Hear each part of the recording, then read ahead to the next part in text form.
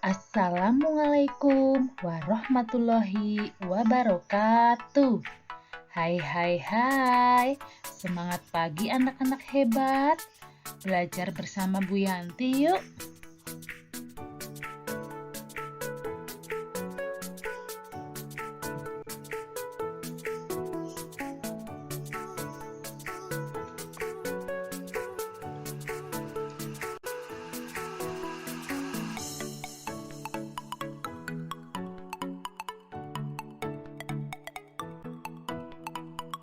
Hari ini kita akan belajar tema 2, subtema 1, pembelajaran yang ke-1.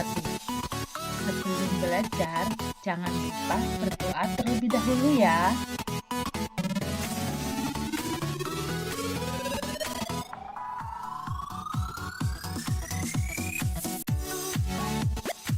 Anak-anak hebat, berikut adalah tujuan kegiatan pembelajaran pada hari ini.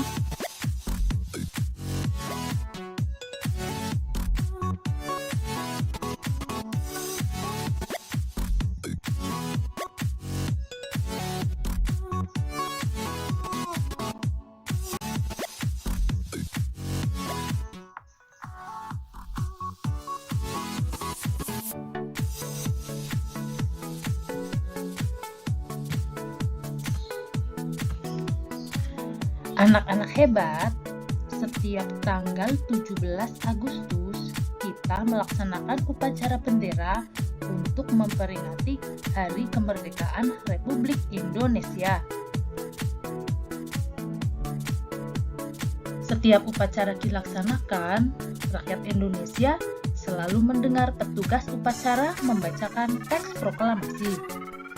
Sebagian rakyat juga bisa mendengarnya dari radio atau tempat yang lain.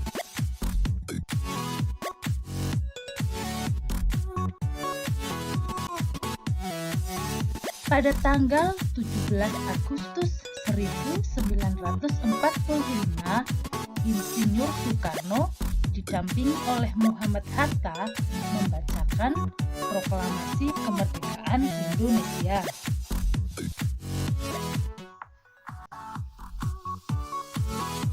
Teks proklamasi yang dibacakan memiliki sejarah bagi bangsa Indonesia. Teks tersebut adalah teks proklamasi kemerdekaan negara Indonesia.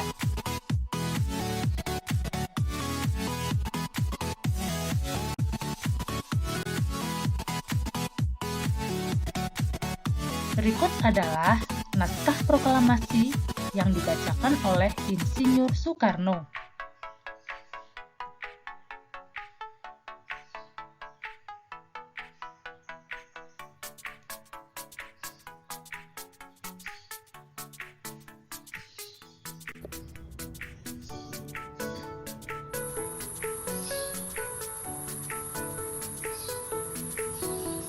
Proklamasi.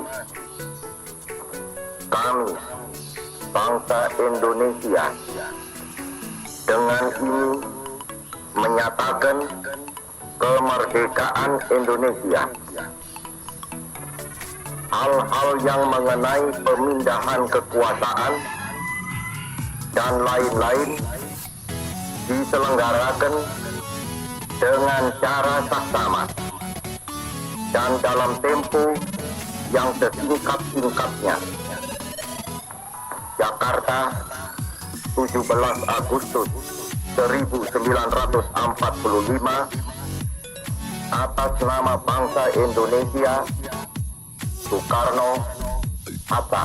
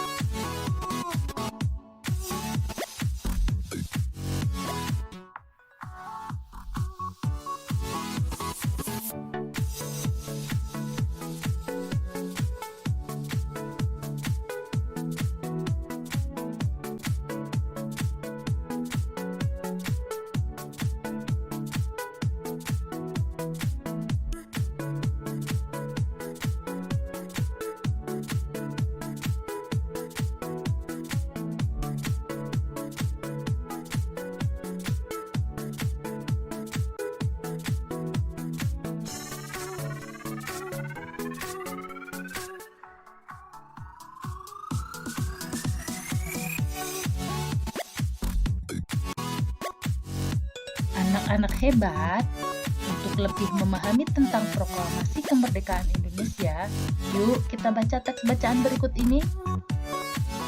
Proklamasi kemerdekaan Indonesia. Proklamasi kemerdekaan yang dilakukan tanggal 17 Agustus 1945 menjadi peristiwa penting bagi bangsa Indonesia.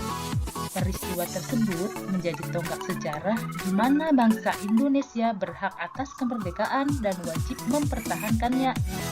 Diawali dengan dijatuhkannya bom atom oleh tentara Amerika Serikat pada tanggal 6 Agustus 1945 di kota Hiroshima dan pada tanggal 9 Agustus 1945 di kota Nagasaki, Jepang akhirnya menyerah kepada tentara sekutu.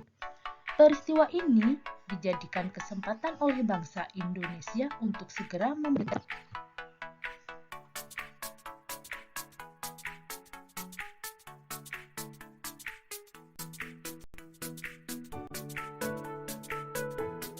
teks proklamasi ditulis di Rumah Laksamana Tadashi Maeda, Jalan Imam Bonjol nomor 1. Para penyusun teks proklamasi adalah Insinyur Soekarno, Dr. Andes Muhammad Hatta, dan Mr. Ahmad Subarjo. Konsep teks proklamasi ditulis oleh Insinyur Soekarno. Saat itu hadir pula B.M. Diah, Sayuti Melik, Soekarno, dan Sudiro. Soekarni mengusulkan agar yang menandatangani teks proklamasi itu adalah Insinyur Soekarno dan Dr. Andes Muhammad Hatta atas nama bangsa Indonesia. Teks proklamasi diketik oleh Sayuti Melik. Pagi harinya, 17 Agustus 1945, di kediaman Soekarno, Jalan Pegangsaan Timur nomor 56, telah hadir antara lain Suwiryo, Wilopo, Gofar Pringgodikdo, Tabrani, dan Trimurti. Acara dimulai pada pukul 10 dengan pembacaan proklamasi oleh Soekarno dan disambung pidato singkat tanpa teks. Kemudian, bendera merah putih yang telah dijahit oleh Ibu Fatmawati dikibarkan.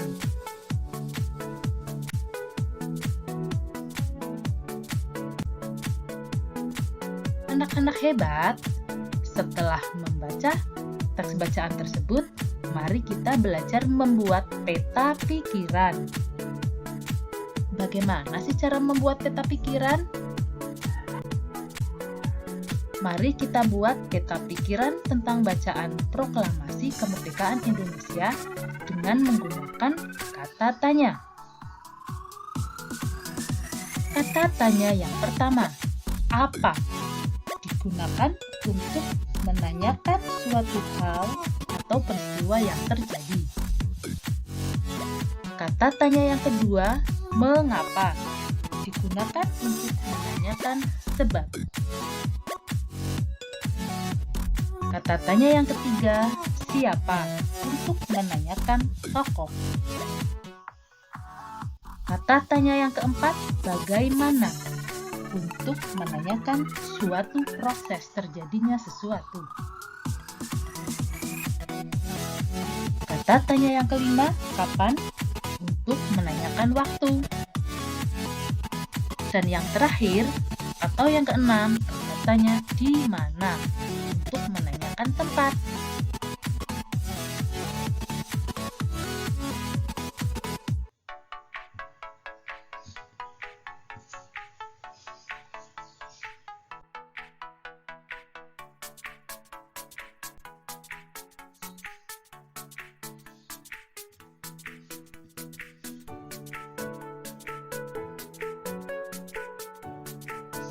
Anak-anak hebat, menjelang proklamasi kemerdekaan, perbedaan daerah, agama, dan suku bangsa bukanlah penghalang bagi generasi muda dan generasi tua untuk berkumpul. Perbedaan pendapat sempat terjadi, namun akhirnya mereka bersatu padu untuk memproklamirkan kemerdekaan Indonesia. Pada waktu itu, semangat persatuan sangat menonjol. Bangsa Indonesia memiliki tekad yang kuat.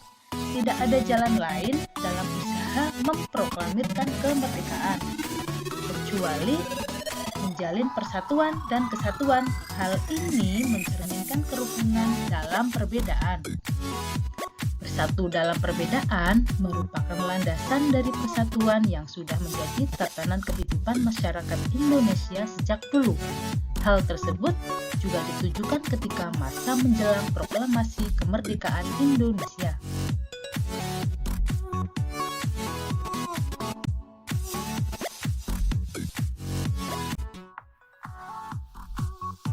Tahukah kamu bahwa proklamasi kemerdekaan memiliki makna yang sangat penting bagi bangsa Indonesia? Apa saja sih makna proklamasi bagi Indonesia? Makna yang pertama sebagai puncak perjuangan Indonesia melawan penjajah. Artinya, bangsa Indonesia telah dijajah selama bertahun-tahun oleh negara-negara Eropa sampai Jepang. Penduduk dengan latar belakang yang berbeda bersatu untuk melawan penjajah. Proklamasi kemerdekaan merupakan hasil dari perjuangan para pahlawan. Makna yang kedua, sebagai pengakuan kepada dunia luar bahwa Indonesia adalah negara yang merdeka. Dengan membacakan teks proklamasi, Indonesia mengumumkan kepada dunia luar bahwa Indonesia adalah negara yang merdeka. Makna yang ketiga, menaikkan martabat bangsa. Artinya, pembacaan teks proklamasi memberikan pesan kepada negara lain bahwa Indonesia adalah negara yang bebas dari penjajahan, negara yang memiliki martabat, dan negara yang mandiri. Makna yang keempat, perjuangan sebagai negara baru yang mandiri dan tidak tergantung kepada negara lain. Negara Indonesia, negara yang mandiri dan tidak tergantung kepada negara lain, negara yang dibangun oleh rakyat dan untuk rakyat. Dan makna yang kelima sebagai tonggak sejarah negara Indonesia. Pembacaan teks proklamasi merupakan awal dari masa kemerdekaan Indonesia yang terbebas dari belenggu penjajahan.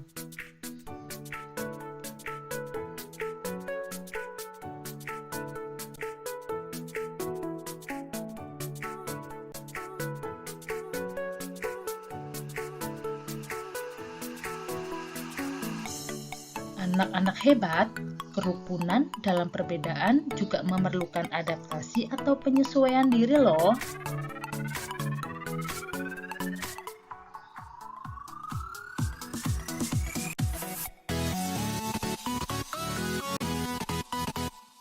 Seperti pepatah di mana bumi dipijak, di sana langit dijunjung. Pepatah ini mempunyai makna apabila kita berada di tempat yang baru, maka kita perlu menyesuaikan diri dengan keadaan setempat agar kita bisa diterima dan hidup berdampingan dengan damai. Nah, hal ini juga berlaku pada tumbuhan. Agar keberlangsungan hidupnya terjamin, maka tumbuhan harus mampu melakukan adaptasi sesuai kondisi lingkungannya. Anak-anak hebat, bagaimana secara tumbuhan beradaptasi?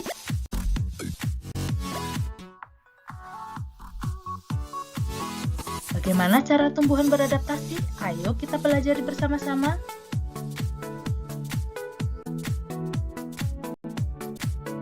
Kita akan belajar tentang adaptasi bunga teratai. Tahukah kamu bunga teratai? Tanaman ini tumbuh di air. Agar dapat menyesuaikan diri, tanaman ini memiliki akar di bawah air. Tangkai daunnya tumbuh menjalar sehingga daun teratai dapat mengapung di air.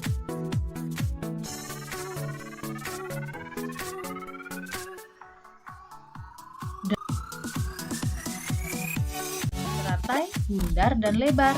Fungsinya adalah agar daun dapat menyerap cahaya matahari sebanyak-banyaknya. Hal ini akan berdampak saat penguapan air dan berfotosintesis. Daun teratai memiliki larutan yang bermanfaat sebagai pembersih daun. Teratai memiliki batang dengan rongga di dalamnya. Rongga ini berfungsi untuk membawa oksigen ke batang dan akar. Meskipun akar berada di dalam air, akar masih tetap dapat bernapas.